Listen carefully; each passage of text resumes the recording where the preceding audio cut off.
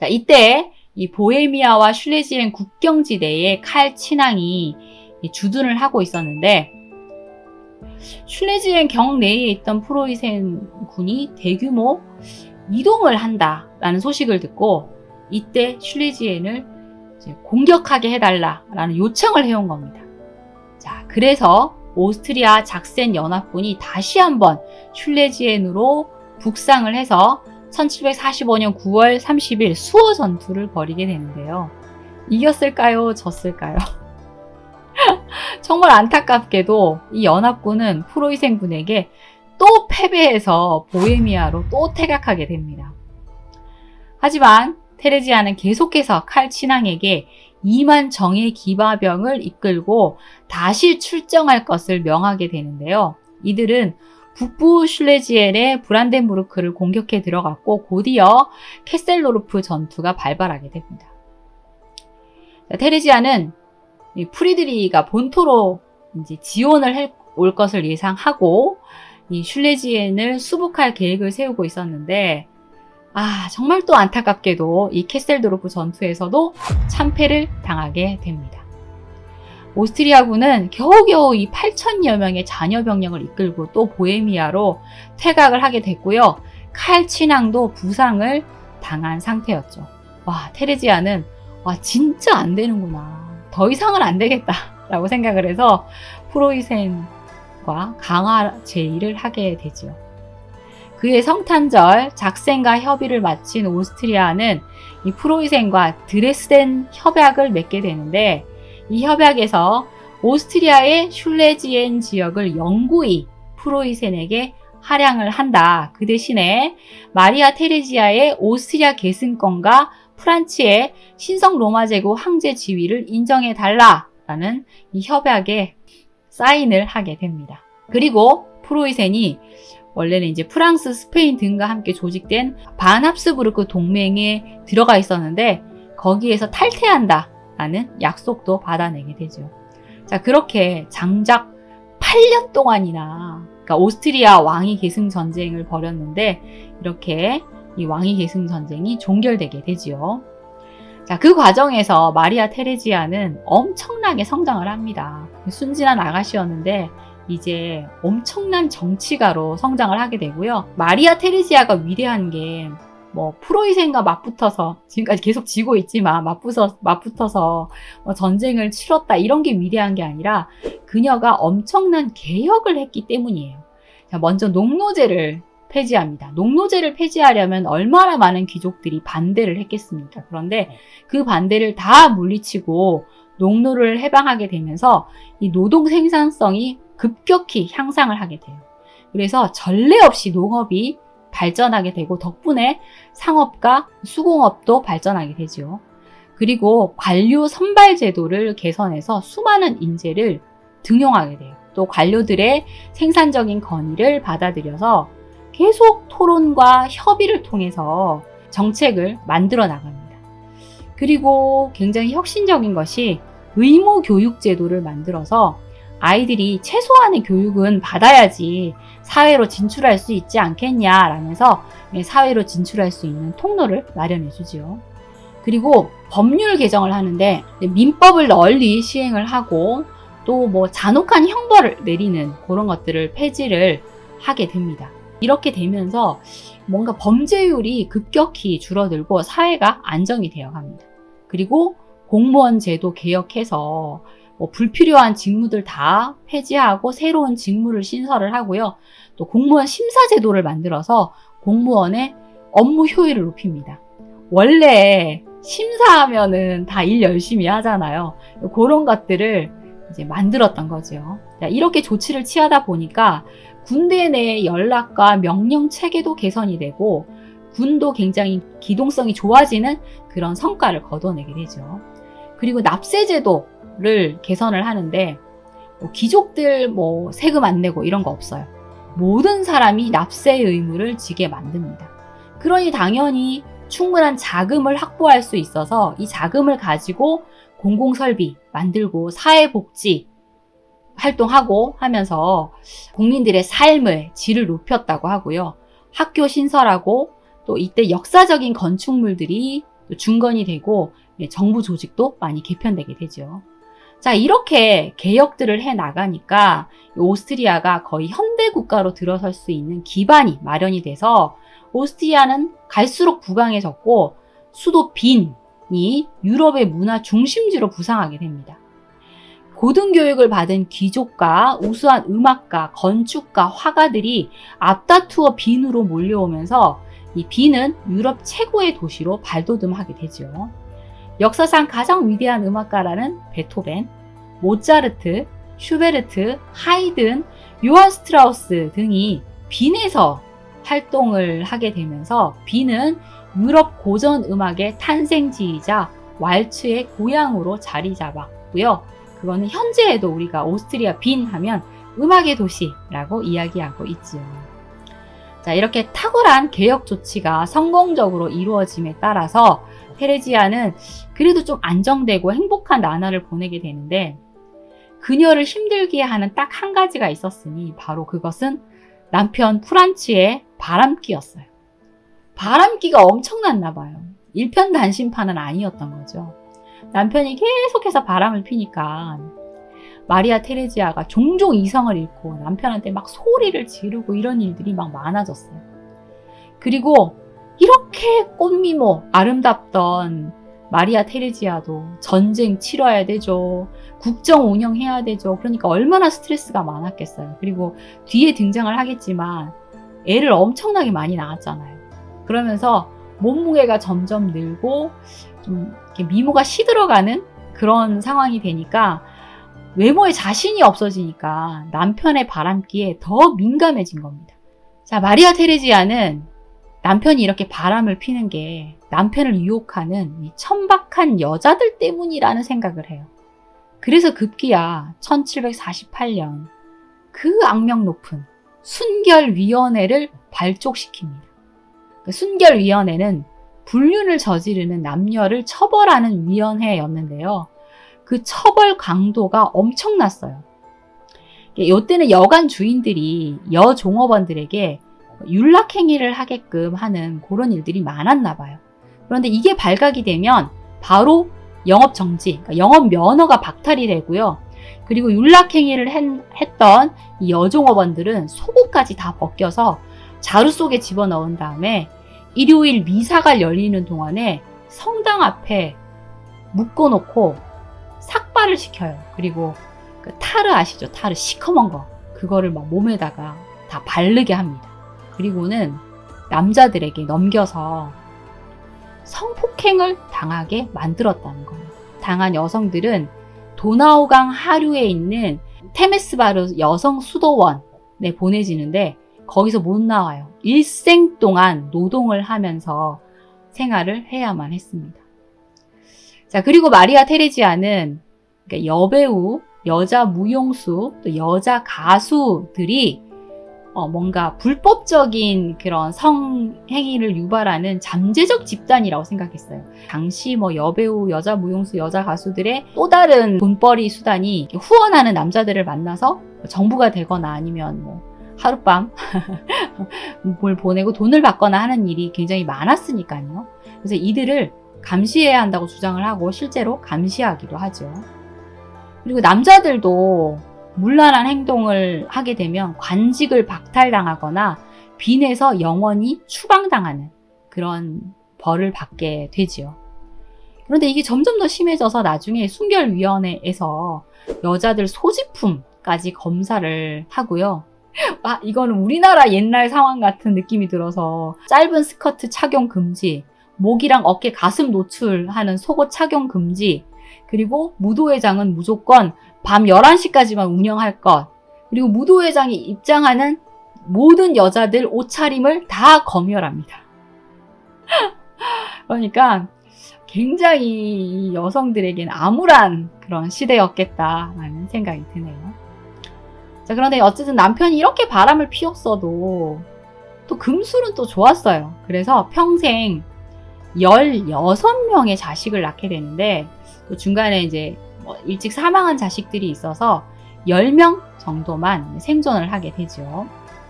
그 네 번째 아이이자 이제 아들로서는 첫째인 요제프, 그러니까 1741년에 태어났는데요.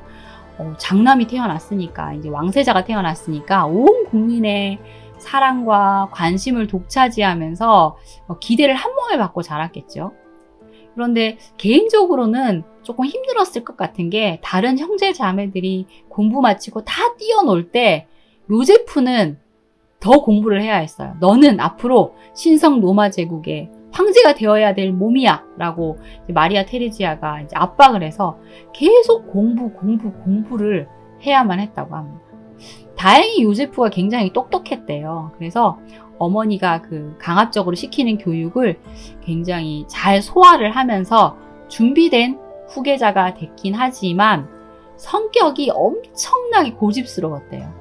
그래서 마리아 테레지아가 요제프에게 고집쟁이라는 별명으로 부르기도 했답니다. 그리고 딸들도 굉장히 좀 아름답게 성장을 해요. 그렇죠? 장녀 마리아 안나 요제프 안토니오는 폐렴을 앓았어가지고 죽을 고비를 넘겨요. 그러면서 등뼈가 살짝 굽고 또 이 호흡 장애가 일어나고 또 이 출산을 그러니까 임신을 하지 못하게 되었다고 합니다. 너무 안타깝게. 그래서 결국은 나중에 수녀가 되었다고 하죠. 그리고 마리아 크리스티나, 미미라는 별칭으로 불렸는데 엄마랑 같은 날 태어난 거예요. 생일이 같은 거예요. 그런데 자기가 태어난 날에 딸이 태어나니까 나의 분신처럼 여겨서 이 많은 딸들 중에서 이 마리아 크리스티나를 엄청나게 사랑했대요. 이 마리아 테레지아가 아이가 많다 보니까 다 사랑했겠지만 유난히 좀 편애를 하는 아이가 있었고, 또 조금 구박이라고 해야 되나, 덜 사랑하는 딸들도 있었고 그랬나 봐요. 그런데 이 마리아 크리스티나는 엄청나게 편애를 받고 자라는데 거기에 독이 되었던지 조금 성격이 모난 데가 있어가지고 형제 자매들끼리 무슨 얘기를 하면 엄마 하고 뛰어가서 고자질하고 이간질하고, 그리고 그것 때문에 다툼이 생기면 엄마 제가 나한테 뭐라고 해요 하면서 엄마 뒤에 혹 숨고 요런 못된 짓을 한 거예요. 그러다 보니까 다른 형제들과 별로 사이가 좋지 않았다고 합니다.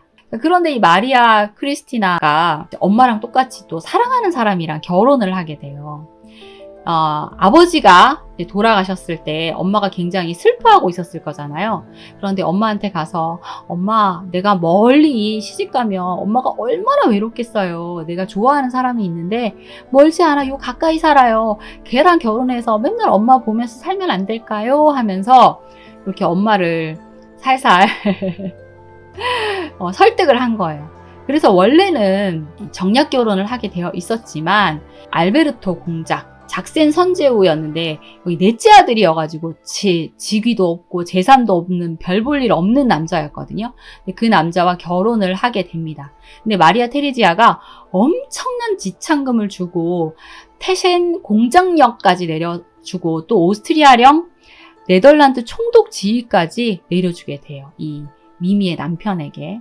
자, 그러니까 다른 형제들은 얼마나 화가 났겠습니까? 그래서 마리아 테레지아가 나중에 사망을 하고 이 크리스티나 부부가 이제 형제들이 각국의 군주나 군주의 배우자가 되어 있을 거잖아요. 근데 방문을 하게 되면 당연히 오스트리아 여대공으로 굉장히 귀한 대접을 해줘야 되는데 그냥 일개 귀족으로 푸대접을 하면서 별로 방문을 환영하지 않았다고 합니다. 자, 그리고 리슬이라는 애칭으로 불린 왕궁에서 가장 아름다웠다는 딸 마리아 엘리자베트가 있었는데 정말 안타깝게도 천연두에 걸리는 바람에 얼굴에 흉터가 남아서 결혼을 하지 못하게 되었대요. 그래서 아름다웠던 시절에는 이 언니 크리스티나와 마찬가지로 둘이서 작당하고 형제들 따돌리고 그랬는데 아무래도 이게 천연두로 얼굴이 망가지면서 그런 신세가 되니까 오히려 왕따를 당했던 큰언니와 친하게 지내게 되고 큰언니와 함께 평생 함께하면서 수녀가 되었다고 합니다. 마리아 테레지아는 이 딸 때문에 굉장히 마음 아팠다고 하네요. 마리아 아말리아인데 좀 어머니 사랑을 좀 받지 못했대요. 조금 고집이 세고 조금 애교가 좀 없었나 봐요. 아름다웠긴 했지만. 그런데 이 딸은 또 카를 아우구스트라는 남자와 연애를 하고 있었어요. 그래서 이 남자와 꼭 맺어지고 싶었는데 결국은 어머니의 명령으로 연인과 헤어지고 부르공 파르마 공작 페르디난도와 정략 결혼을 하게 됩니다. 원래는 크리스티나가 그 남자와 정략 결혼을 했어야만 했어요. 그런데 언니가 엄마를 꼬셔가지고 사랑하는 남자와 결혼을 하는 바람에 자신이 그 페르디난도와 정략 결혼을 하게 되었기 때문에 어머니를 엄청나게 원망해서 결혼을 하자마자 엄마와 연을 끊어버렸다고 합니다. 요 부분은 아말리아는 할 얘기가 되게 많아서 나중에 따로 한번 다뤄볼까 싶습니다. 자, 그리고 1755년 호프부르크 왕궁에서 태어난 막내딸 마리아 안토니오. 자, 이 마리아 안토니오는 1770년 프랑스의 왕세자 루이와 결혼을 하게 됐고요. 우리가 알고 있는 프랑스의 왕비 마리 앙뚜아네트가 되는 인물이죠. 마리 앙뚜아네트는 굉장히 좀 활달한 성격이고 또 막내이기도 하고 하니까 가족들의 사랑을 굉장히 많이 받고 자라서 아주 쾌활하고 활달한 그런 여성이었다고 하는데요. 마리아 테레지아가 이 마리 앙뚜아네트를 시집 보낼 때 마리아 테레지아는 굉장히 검소한 여왕이었거든요. 그래서 검소하게 생활을 해야 된다. 진정한 여왕의 권위는 장식에서 나오는 것이 아니다. 검은색 옷 하나만 입고 있어도 너의 기품은 발휘될 수 있다라는 말을 합니다. 그런데 사실 실제로는 사치스럽지 않았었다고 하지요. 그런데 사치스러운 왕비라는 오명을 쓰고 결국은 마리 앙투아네트는 불행한 마지막을 맞게 되는데요. 이때는 마리아 테레지아가 이미 사망한 후였으니까 딸의 불행을 보지 않은 것이 어쩌면 다행인가 라는 생각이 들기도 합니다. 자, 다시 얘기로 좀 돌아와서 마리아 테레지아는 슐레지엔 지역에 대한 미련을 아직도 버리지 못했어요. 이렇게 긴 세월 전쟁을 벌였음에도. 그래서 내가 죽기 전에 기필코 슐레지엔을 되찾겠다라는 생각으로 1756년에 또 전쟁을 시작합니다. 그런데 원래는 영국이 오스트리아의 우방이었었잖아요. 그런데 사실 영원한 적도 영원한 동지도 없어요. 이익에 따라서 서로 붙었다가 떨어졌다가 하는 상황이에요. 그래서 그해 1월 16일 영국과 프로이센이 이 도이치 지역의 안전을 수호하기 위해서 동맹을 맺는다 라면서 착 동맹을 맺었고, 프로이센은 영국의 하노버 영지를 안전하게 보호해 주겠다라는 약속을 합니다. 자, 이 조약은 또 다른 나라의 엄청난 위협으로 작용을 하게 되었고, 그리고 오스트리아에도 큰 위협이 되었죠. 도이치 지역을 노리고 있던 러시아에도 좋은 소식은 아니었어요. 그래서 3월 25일 오스트리아 대공과 러시아 여제 옐리자베타 페트로브나가 공동 조약을 맺어요. 요거는 또 어디에 등장을 하느냐, 여러분 제가 러시아의 예카테리나 2세 얘기를 했었거든요. 그때 등장을 하시는 분인데 표트르 1세와 예카테리나 1세의 딸이 바로 옐리자베트 페트로브나인데, 이 러시아를 통치하고 있을 당시 마리아 테레지아와 조약을 맺은 겁니다. 그리고 얼마 후 마리아 테레지아가 프랑스 국왕 루이 15세와 1차 베르사유 조약을 맺게 됩니다. 자, 그렇게 또 적대관계에 있던 프랑스와 다시 또 동맹을 맺게 된 거죠. 자, 그래서 유럽 전체는 영국 프로이센 동맹과 프랑스, 오스트리아, 러시아 동맹으로 나누어지게 되는데요. 테레지아는 이제 모든 병력을 오스트리아와 보헤미아 국경지대에 집중시킵니다. 그리고 프라하에 도착한 다운 장군, 이름이 길어요. 레오폴드 요제프 폰 다운 백작인데, 다운 장군이 군여를 정비하고 반격에 나섭니다. 자, 그리고 6월 18일 방어선을 구축한 오스트리아군은 퀼른 전투에서 프리드리히를 이기게 되는데요. 드디어 이겼어요. 프리드리히를 이기게 되면서 사기가 하늘을 막 찌르는 듯 합니다. 프로이센군은 프라하의 포위망을 뚫고 작센으로 후퇴를 하게 되니까 테르지아가 너무 기뻐서 다운 장군에게 대십자 훈장을 수여하면서 공로를 치하하게 됩니다. 자, 그리고 곧이어 프리드리 대제의 주력 부대가 서쪽에서 프랑스와 결전을 벌인다는 소식을 들은 칼 친왕이 슐레지엔으로 진격해 들어가요. 천천히 슐레이젠을 공격해간 이 오스트리아군은 마침내 슐레지엔 대부분의 영토를 점령하게 됩니다. 남아있던 프로이센군도 얼마 없었을 뿐 아니라 이때 이제 오스트리아군이 워낙 사기충전에 있어서 이 슐레지엔의 수도인 브레슬라우를 한 방에 함락해버리죠. 그리고 다운 장군이 300~400명의 소규모 부대를 파견해서 베를린을 습격하는 데도 성공을 하는데요. 그런데 이 승리의 기쁨도 잠시 다시 로이텐에서 프로이센과 맞붙은 오스트리아군이 또다시 프로이센에게 대패를 하고 또 프리드리히가 이 오스트리아 영지 이 모라비아를 침략해 들어오는 것을 막아내지 못합니다. 이 일로 칼 친왕의 신임이 땅에 떨어지게 되면서 다운 장군에게 총사령관 지위를 빼앗기게 되죠. 그리고 1758년 1월 러시아가 동프로이센을 점령을 하자 프리드리히는 다시 북상해서 조른도르프에서 러시아군과 혈전을 벌여야만 했습니다. 프로이센군과 막상막하의 군사력을 지녔던 러시아가 이후에 프로이센의 가장 강력한 적수가 되었죠. 러시아 오스트리아 연합군은 그 유명한 쿠너스도르프 전투에서 프로이센에게 대승을 거두고 프리드리히는 베를린으로 퇴각하게 됩니다. 자, 이제 뭔가 전세는 오스트리아 쪽으로 기우는 듯이 보이게 되죠.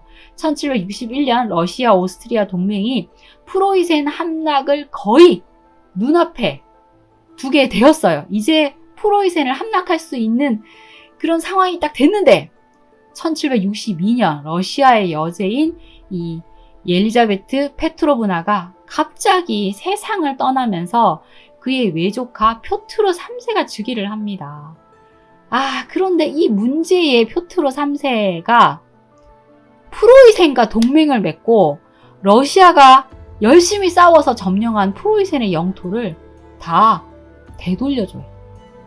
표트로 3세가 좀 모자란 인물이다라는 건 제가 예카테리나 2세 편에서 이야기를 했었는데 사실 프로이센에서 자랐고 프리드리히를 온 마음으로 숭배를 하고 있었기 때문에 이런 말도 안 되는 조치를 하게 된 것이죠.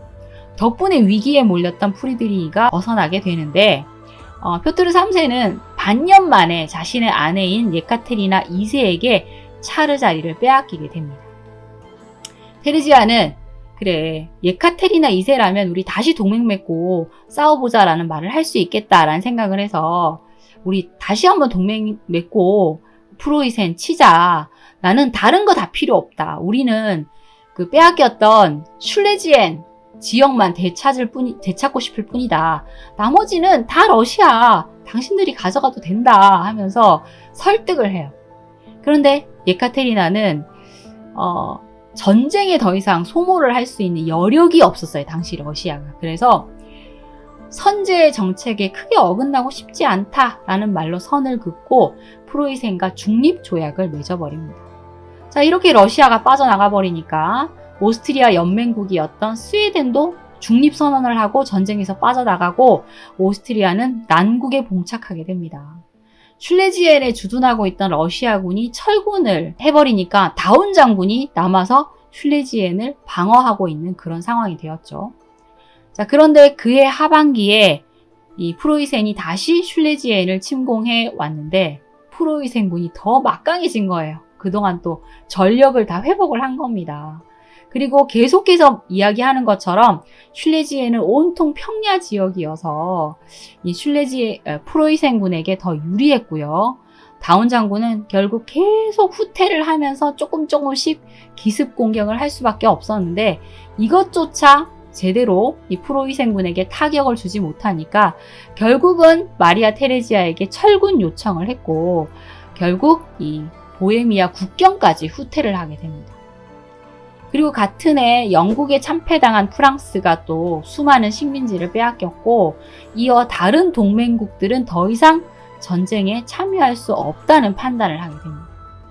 그러면서 많이 싸웠다. 우리 좀 쉬자 하면서 유럽 대륙 전체가 화해 무드가 조성이 되면서 1763년 2월 10일 프랑스와 영국 그리고 스페인이 파리 협약을 체결하게 돼요.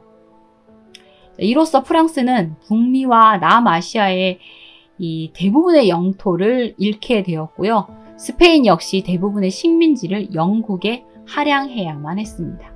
자, 그리고 1763년 2월 15일 오스트리아와 프로이센 작센도 그만 싸우자 하면서 7년 전쟁을 끝내고 후베르투스베르크 조약을 체결하게 됩니다. 그렇게 싸웠건만 결국은 이 슐레지에는 프로이센이 차지하게 된 것이죠. 자, 이렇게 또 한참 싸우고 났더니 테레지아가 너무 지쳐요. 전쟁에 모든 걸 쏟아부어서인지 많이 지치고 많이 늙었어요. 그런데다가 1765년 8월에 남편 프란츠가 세상을 떠나게 되는데 이때 마리아 테레지아가 48세였거든요. 그런데 나는 이제 행복한 시절과 고별하려고 한다 하면서 긴 머리를 자르고 화려한 옷과 보석을 전부 다 딸이랑 궁중에 있는 여인들에게 다 나눠줍니다. 그리고 죽을 때까지 이렇게 턱까지 이렇게 탁 묶는 검은색 모자와 검은 옷만 입고 살았다고 합니다. 그리고 이어서 장남인 요제프가 황위를 이어받아서 요제프 2세로 등극을 하게 되면서 마리아 테레지아가 신성 로마 제국의 황태후가 되는데요. 사실 실제적으로 정사를 돌보진 않았지만 제국의 통치자로 군림을 하게 돼요. 어머니가 뒤에 딱 버티고 있으니까 요제프 입장에서는 굉장히 불만이 좀 많았겠지만 테레지아는 아직 때가 아니야 하면서 권력을 놓지 않고 있었습니다. 그리고 테레지아의 지휘 하에 요제프가 이 황제의 권력을 지방 관원에게 분배하는 선진적인 군주 전제 정치를 시행하게 되죠. 덕분에 오스트리아는 현대 문명 국가의 반열에 들어섰고 그 때문에 테레지아가 오스트리아의 어머니로 불리게 됩니다. 딸들 많이 시집 보내서 어머니로 불리는 게 아니고요. 이렇게 문명 국가로 성장하게끔 만들었기 때문에 오스트리아의 어머니로 불리게 되는 겁니다. 이 오스트리아는 경제 발전에 몰두를 하면서 단기간에 굉장히 평화로운 부흥기를 맞게 돼요. 그리고 너무 전쟁 많이 해서 이제 전쟁 지겹다라고 생각한 테레지아가 가급적 방어형 군사 체계를 만들고 전쟁을 안 하려고 애를 써요. 사실 정말 많은 군사들이 죽어나갔잖아요. 테레지아가 이걸 모르지 않았어요. 몇 명의 군사를 파견했고 몇 명이 돌아오고 몇 명이 죽었는지를 다 꿰뚫고 기억하고 있었어요. 그리고 이 많은 전쟁 때문에 군사들이 죽어간 것에 항상 안타까운 마음을 가지고 있었다고 합니다. 1770년 하반기 이때는 이제 60살이 된 테레지아가 점점 이제 노쇠해지고 힘이 빠져서 정치에 더 이상 관여를 하지 않고 있었어요.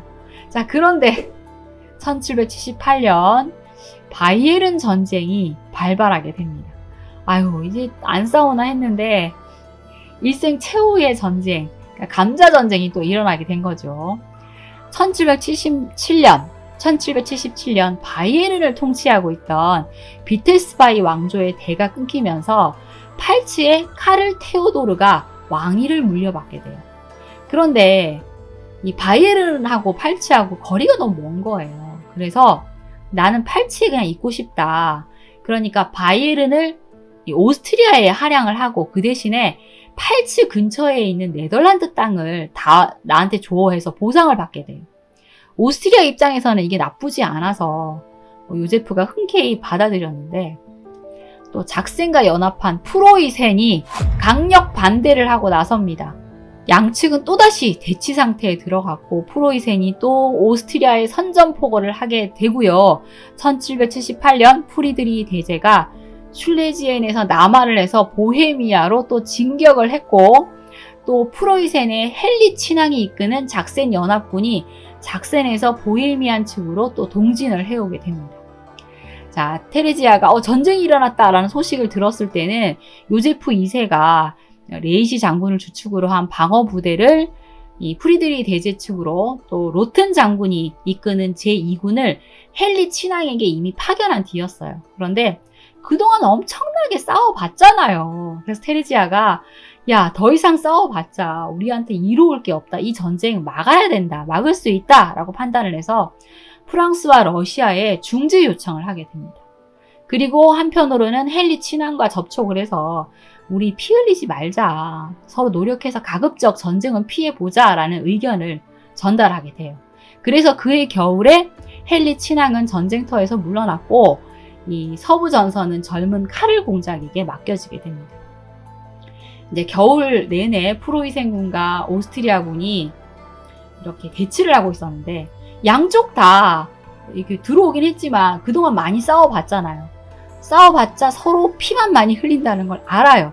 그래서 1779년 초까지도 선뜻 나서지 못하고 계속 대치를 하는데 그때까지 뭐 하고 있었냐? 보헤미아에서 감자 농사 짓고 있는 거예요. 계속. 아니 먹고 살아야 되잖아요. 그러니까 전쟁 쉬면서 계속 감자를 수확하면서 대치 상태를 유지하고 있었던 겁니다. 자, 그러고 있을 때 테레지아가 다시 한번 프랑스와 러시아에 중재를 요청하게 되는데 이때 프랑스 국왕이 마리아 테레지아의 사위인 루이 16세예요. 그래서 루이 16세가 프로이센, 오스트리아, 작센, 바이에른, 프랑스, 러시아 6개국 특별회의를 개최하게 됩니다. 그 결과 오스트리아는 바이에른의 영토 일부만 갖기로 하고 또 작센도 보상을 받게 되죠. 또 바이에른은 카를 테오도르가 계승하는 것으로 원만하게 마무리 짓게 됩니다. 자, 이렇게 전쟁인데 전쟁이 아닌 것 같은 바이에른 이 전쟁이 끝이 나고 테레지아가 조금 행복하고 편안한 생애 마지막 해를 보내게 되는데요. 1780년 11월 이렇게 마차를 타고 쉔부르크 공전을 이렇게 도는데 갑자기 비가 내린 거예요. 엄청나게 비가 몰아쳐서 비를 맞게 된 거예요.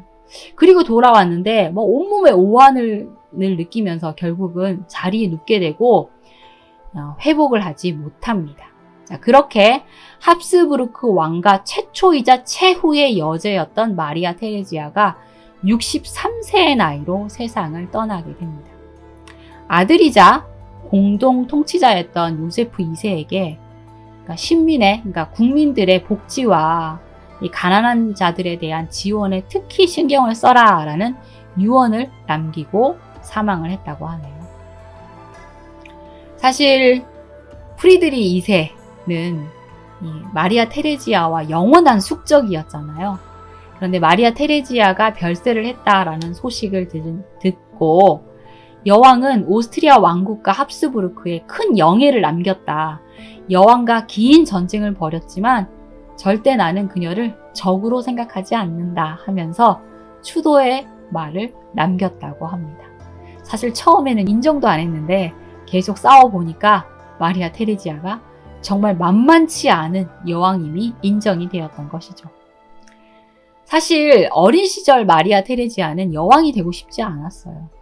화려하고 자유로운 생활을 하기를 원했대요. 젊었을 때는 난 오페라 가수가 될 테야 하면서 가족들에게 춤과 노래를 선보이는 그런 여인이었는데 운명이 그녀를 여왕으로 이끌었고 오스트리아 국가개혁을 성공으로 이끈 여왕이 되었으며 18세기 유럽 열강의 세력 각축전에서 오스트리아를 견고히 지켜낸 뛰어난 정치가로 이름을 남기게 되었습니다. 와, 오늘 이야기 굉장히 길었죠. 오늘 이야기 들어주셔서 감사합니다. 이야기는 여기까지고요. 여러분 좋아요, 구독, 알림 설정 잊지 마세요. 지금까지 수다몽이었습니다. 감사합니다.